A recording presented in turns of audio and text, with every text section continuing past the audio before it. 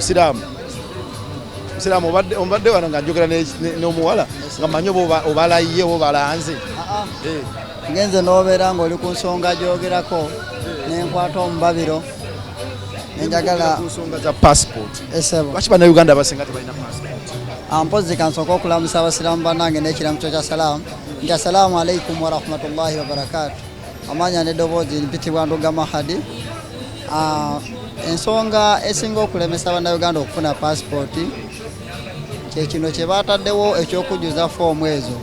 Foomu zikalubamu kubanga baagala ojjuze national ID eyiyo nga ggwe ojjuze ebikwatako omala ojjuze n'ebikwata ku bazadde bo bennyininyini ne national ID ya taata ogiteekemu naye ebimukwatako. Kati abantu abamu bagenda okufuna passport nga bazadde baabwe baafa bakwatako. Bakadde baffe bayita national ID ezo nga bakadde awaayo ebintu nga byawaayo ebitundu si byazaalibwamu bitundu si byabeeramu. Kati oluusi n'afa oluusi ali wala kotidde ogenda omukubira nsomerako tolina bwogenda kubuuza. Abantu naye balemesa foomu ezimu ne babeera nga tebazijjuza. Nekirala abantu batambula n'otuukayo ne bagamba nti tewali ojja kudda wayiseewo ebbanga ddene ogenda kudda n'oddayo era n'otambula abantu ne baluzinga mulaalo.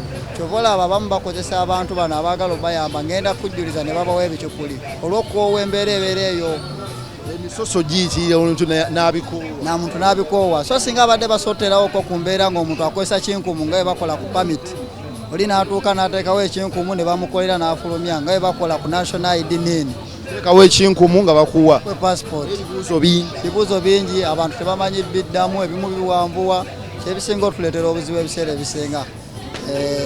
Yanza nnyo Mahadi webale nnyo. Okolera muno mu Kampala? Nkolera ku Atalanta opposite Cooper Complex. Tunda by'amasannyalaze.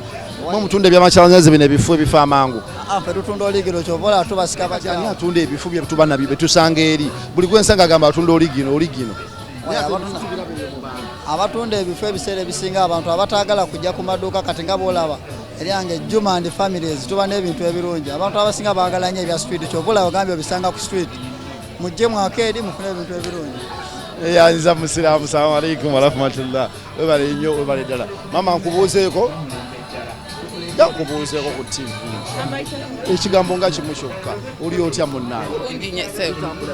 Birungi. Nze bampita ticha Kawuki kuba kuyitaanga. Bampita Alice. Madamu Alice emirimu gigenda gitya? Si mibi giri awo.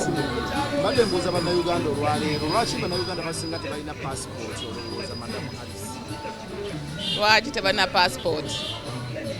Passport nzibu okufuna, passport tebazeetaaga, passport ya bbeeyi olowooza lwaki? According to you, what's the story? Anti kati bw'obuuza abantu bagamba mbu economic is high.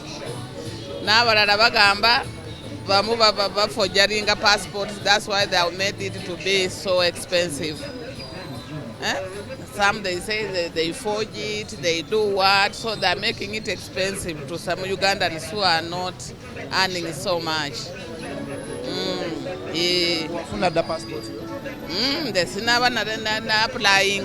Applying. I filled the forms nenziteekayo kati we bagamba mbwe they are going to change it, the electronic. Siwulirangako ekivaayo paka nakati. Bye Madamu Alice. Assalamu alaikum. Lwasi kubuuza akaji na kuteekako ku mpewo. Abantu ne bakumanya nti gy'oli. Emirimu gigenda gitya singa? Kawuki faida kingeemu yokka. Emirimu mirungi sekozi mwe. Leero ndi mu kubuuza bannayuganda. Lwaki oza bannayuganda basinga tebalina passport? Abamu tebabeera na ssuubi lya kufuluma mu nsi yaabwe. Bw'obanga tolina ssuubi lya kuva mu nsi yo tukufunisa passport. Olumu n'ogifuna process y'okufuna passport abantu tebanakitegeera. Genda okwesanga oli yali badde ayagala okufuna passport ye naye nga process mwayita tuuka wazifunira mpanvu. Naye ng'oli yali yagadde kuba oba ogitunudde passport ekolanga izokolanga national ID nanga muntu naye olw'okuba muno oli process y'ogifuna kwangu mu kufuna passport biwanvuwa. Biwanvuwamu.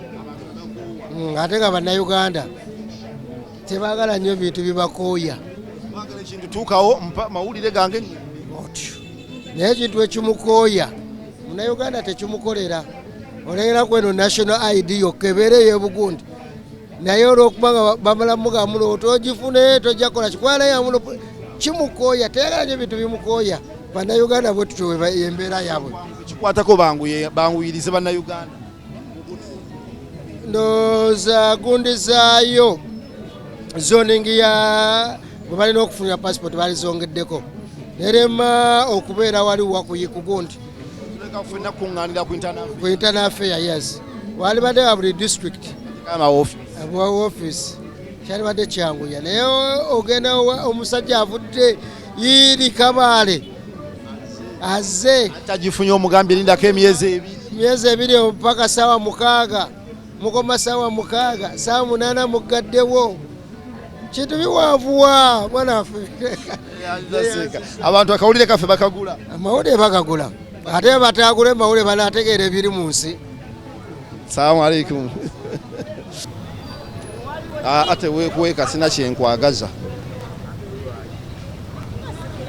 oli otya lwaki sikubuuzaako ne ku TV wane bigambo ng'ebi bibiri byokka bakuyita ani amannya go? Byaruhanga Juma. Byaruhanga Juma, oviiriddewo okujja mu Kampala? Nviiridde wano Matuga kumpi. Wavudde Matuga? Oze kusuubula oze kolaki? Size kusuubula, waliwo wenkuumye wano. Olwogo okuumye. Ebintu bino ebya passport obimanyiiko obiwulirako? Ebya passport? Passport yo ogimanyi? Passport ngimanyi. Ogimanyi akapapula akabeeramu akufaananyi kokolagayo ng'ogenda mu nsi z'ebweru? Nkamanyi babujja ku internal affairs forms. Awo Byaruhanga oli ko wakafuna? Sinaakafuna. Lwaki? Lwaki?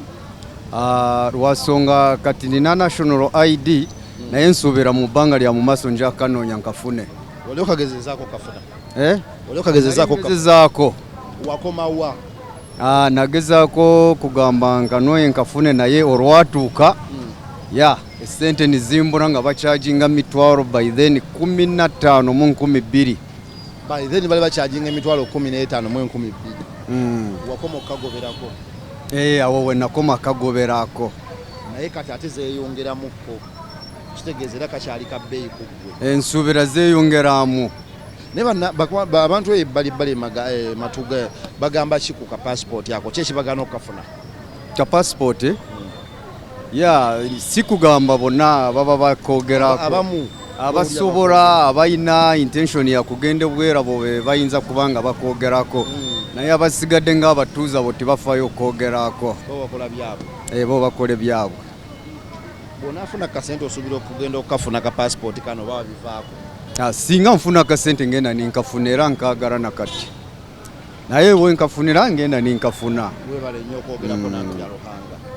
Kanneeyongereyo njogereko n'abantu abalala. Salaamu alaikum. Gigenda gitya emirimu? Tweyongereko tubuuzeeko ku bantu abalala ababeera mu kibuga kyetu. Salaamu alaikum Hajjati. Jangu wano obuuze ku bantu bannaaye.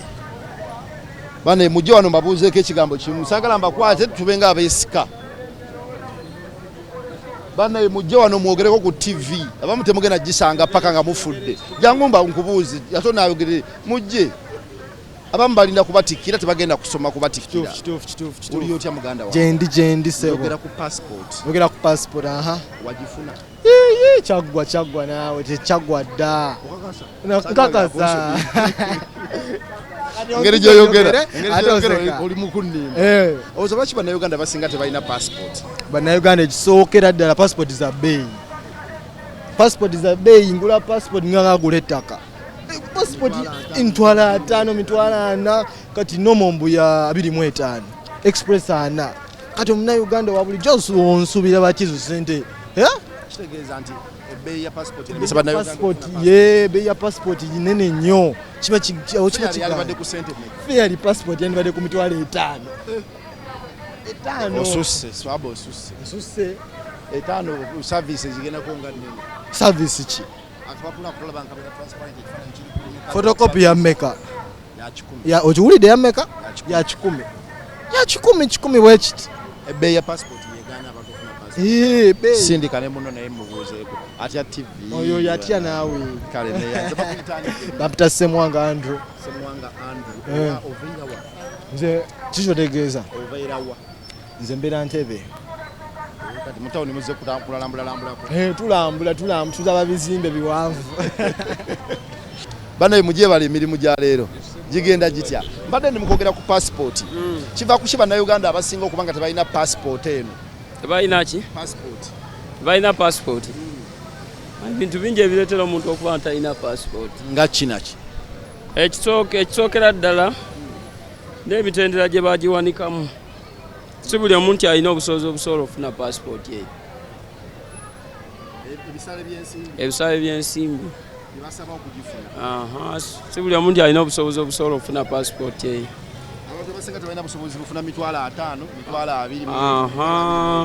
ensonga ngeeyo kyekigeza kati nga ne ku bidduka musajja akwata mu motoka ya bukadde 5 ebamuwa pamiti ya mitwalo 4 owaka bodaboda n'okasanga tekawazadde miliyoni 3 bamwagaza pamiti ya mitwalo 5 olaba embeera ngeyo nti ereetera omuntu obutaba na busobozi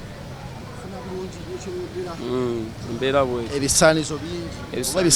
ebisale bingi otwaliza awamu ensonga si buli munnayuganda nti asobola okufuna passport oza lwaki bannayuganda abasinga tebalina passport bannayuganda abasinga tebalina passport lwa nsonga buli afuna passport abeera n'ekigendererwa ng'ayagala kukola ki ng'ayagala kufuluma eggwanga kati abamu bw'aba talina kirowoozo nti alina waalaga kizibu okufuna passport oba abasinga tebalina bigendererwa bya kufuluma mu ggwanga abasinga kyekibagaana okufuna passport tolinayo kisuubire noba kigendererwa nze njirina wagifuna nze nagifuna sawa yonna omukisa gujjira omukisa ogujjira ndinnya bulinyi yanze olwaleero bweti butambudde mbadde ne Jonathan nga yali ku kamera yange nze ticha Kawuki ebifaananyi bino nkooyoyo Anthony yabitematema ne bigenda ku Bukedde TV twali twogera ku nsonga ya passport lwaki bannayuganda basinga tebalina passport tukwatagana olunaku olunaddako enkya inshallah